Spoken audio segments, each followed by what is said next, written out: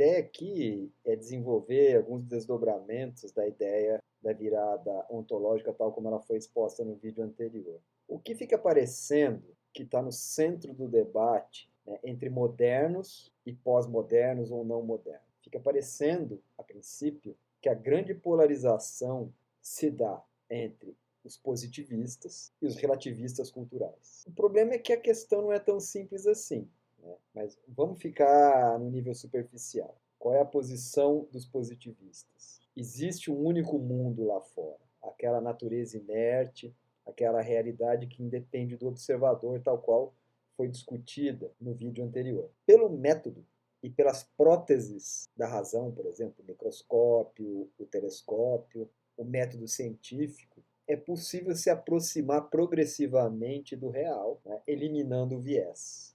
Então, essa é a grande vantagem dos positivistas, né? Eles argumentam que existe a verdade. Essa verdade não é imediatamente apreensível, mas ela pode ser abordada pelo método correto. Então, no limite, qual é o argumento? Só se chega, na verdade, pelo método do positivismo. O que seria, então, a contraposição a isso a princípio? A ideia do relativismo cultural, que as pessoas às vezes chamam de pós-modernos, como se essas coisas fossem sinônimos, o que não é necessariamente verdade. Não são sinônimos perfeitos. O ponto é o seguinte: há um ponto de convergência ou de sobreposição, pelo menos em um aspecto, entre os positivistas e os relativistas. O status especial das suas representações. O positivismo vai negar a ideia que existem múltiplas representações. As múltiplas representações são um erro, né? Mas eles são capazes de chegar ao cerne da realidade, né? Então, somente essa representação condizente com o real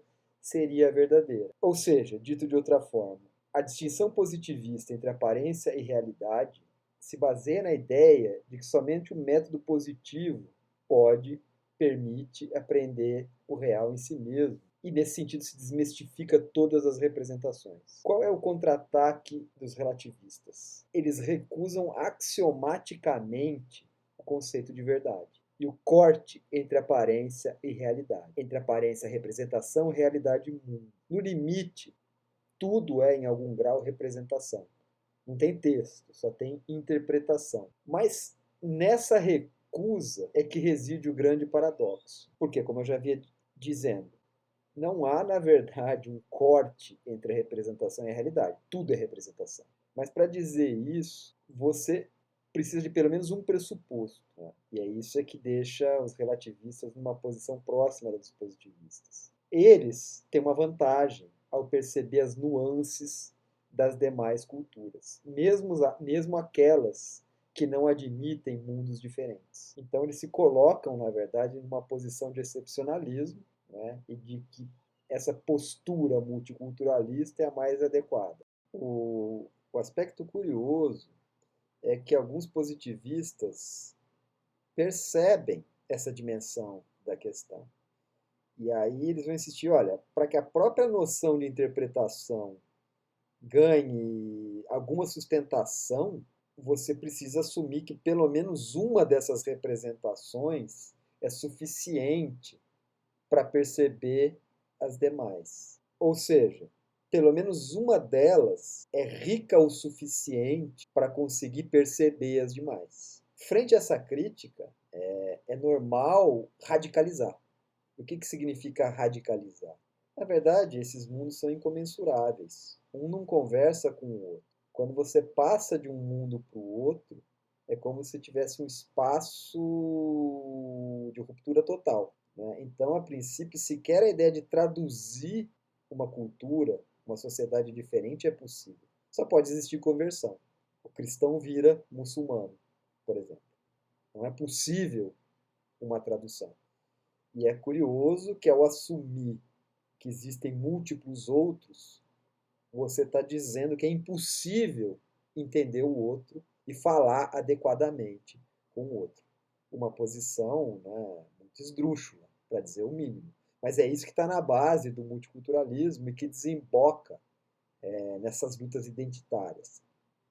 Agora eu vou pôr essa mesma questão sobre um outro ângulo, envolvendo outras forças. E eu vou recorrer aqui a um texto muito interessante do Wallerstein, no qual ele comenta o Bruno Latour, a herança da sociologia, promessa da ciência social. O que diz lá o Wallerstein retomando esse debate? O problema todo é o seguinte: há uma força que nós podemos chamar dos antimodernos, né? Uma luta para restaurar o passado, resistir à suposta diluição da honra e das tradições posta em marcha pelo globalismo. Né? Essa palavra não está lá, mas eu estou colocando porque é disso que se trata. E que, na verdade, não passa de uma degradação do conservadorismo moderno, né, que, como se sabe, aceita a mudança, mas quer desacelerar, e que está propondo, na verdade, um movimento que é reacionário, uma utopia invertida, porque faz referência ao mundo que nunca existiu, essas tradições que eles estão evocando nunca existiram dessa forma, e quer, num certo sentido, impor isso ao nosso mundo. É muito difícil embarcar nessa postura.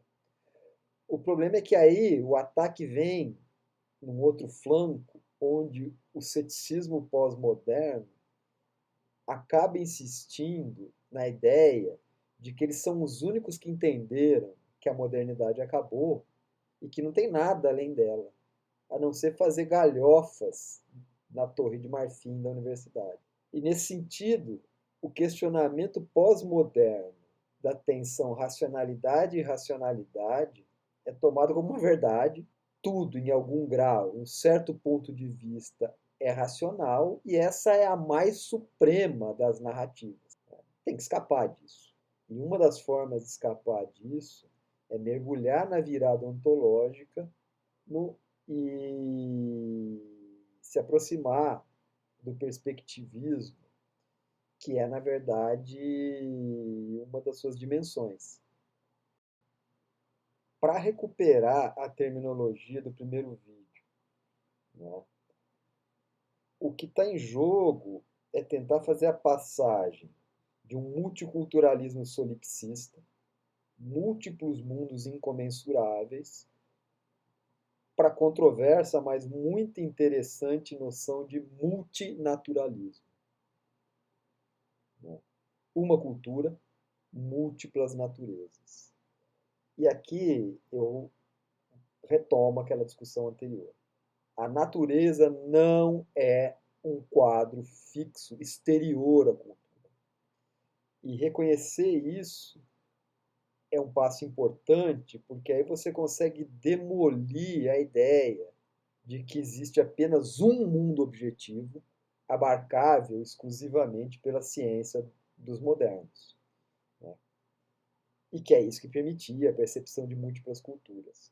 E o perspectivismo, tal como ele surge inspirado na obra do Viveiro de Castro, que por sua vez mergulha nas sociedades ameríndias, né, é uma proposta extremamente incisiva. Primeiro ponto, uma perspectiva não é uma representação. Ela não é algo que o sujeito possui, mas é o contrário. Ela porta o sujeito, no certo sentido, o constitui enquanto tal. E vai exigir sempre uma alteridade, sempre uma diferença. E aqui nós estamos naquele terreno em que o Latour estava insistindo, né, que a diferença entre sujeito e objeto se esvai.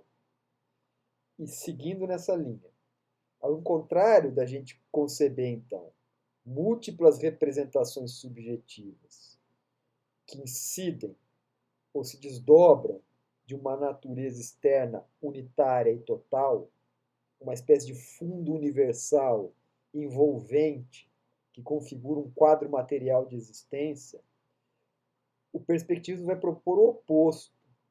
Isso é, existe uma unidade representativa, uma cultura somente, humana que compartilhamos com os animais e outros seres animados, e múltiplas naturezas. Ou, e isso é uma coisa que o Viveiro sempre insistiu, todos os seres representam o mundo da mesma maneira, mas o que muda é o mundo que eles veem. Ou seja, não são diferentes pontos de vista para o mesmo mundo, mas mundos diferentes para o mesmo ponto de vista. E ainda, eu estou sendo quase literal no que diz o Viveiros, para o perspectivismo que ele propõe, a epistemologia é constante, enquanto a ontologia é que é variável. E aí, dessa chave, né, a virada ontológica está operando no sentido inverso da tendência dominante da modernidade. Né? E o que é ser objetivo do ponto de vista dos modernos? Né? O primeiro passo, e aqui é um terreno comum com o positivismo, é especificar aquela dimensão subjetiva que ela ajuda a compor a visão do objeto, né, mas ela permite, muitas vezes, confundir a representação com a coisa em si. E desse ponto de vista, então, a gente só conhece bem algo, e isso vai valer também para os sujeitos, para os atores, quando você o vê de fora. Nesse sentido, e aqui, mais uma vez estou sendo literal, conhecer é dessubjetivar, reduzir a intencionalidade do objeto a zero. E aqui eu vou tomar um pouco da paciência de vocês e fazer uma passagem do Viveiro de Castro, que aqui no pé fica citado. Sabemos que as ciências sociais, na ideologia oficial, são ciências provisórias, precárias, de segunda classe. Toda ciência deve-se mirar no espelho da física. Isso significa guiar-se pela pressuposição de que, quanto menos intencionalidade se atribui ao objeto, mais se o conhece. Quanto mais se é capaz de interpretar o comportamento humano ou animal, em termos, digamos, de estados energéticos de uma rede neuronal, e não em termos de crenças, desejos, intenções, mais se está conhecendo o comportamento. Ou seja, quanto mais eu desanimizo o mundo, mais eu o conheço. Conhecer é desanimizar, retirar subjetividade do mundo. E aqui eu incluo, por minha conta e risco, tirar a ação, né, no sentido propositivo, no sentido dos entes vivos. E idealmente até de si mesmo. E é aí que vem a inspiração do Viveiro, que está fundada nos xamãs ameríndios, que lá é o contrário. Né? Você quer colocar o máximo de intencionalidade no que você busca conhecer. Nesse sentido, o conhecimento de qualidade é aquele que é capaz de interpretar todos os eventos do mundo como se fossem ações, como resultado de algum grau ou algum tipo de intencionalidade. Ou seja, o pensamento mágico, tal como ele tem sido enquadrado pela antropologia. Só que, evidentemente, visto numa chave positiva. E aqui é uma zona de correspondência com a obra do Latour. A partir daqui, eu vou tomar de empréstimo parte das reflexões do professor Mauro Almeida, né, professor aposentado do FCH, meu colega aqui do lado, que vai propor uma saída para esse dilema também.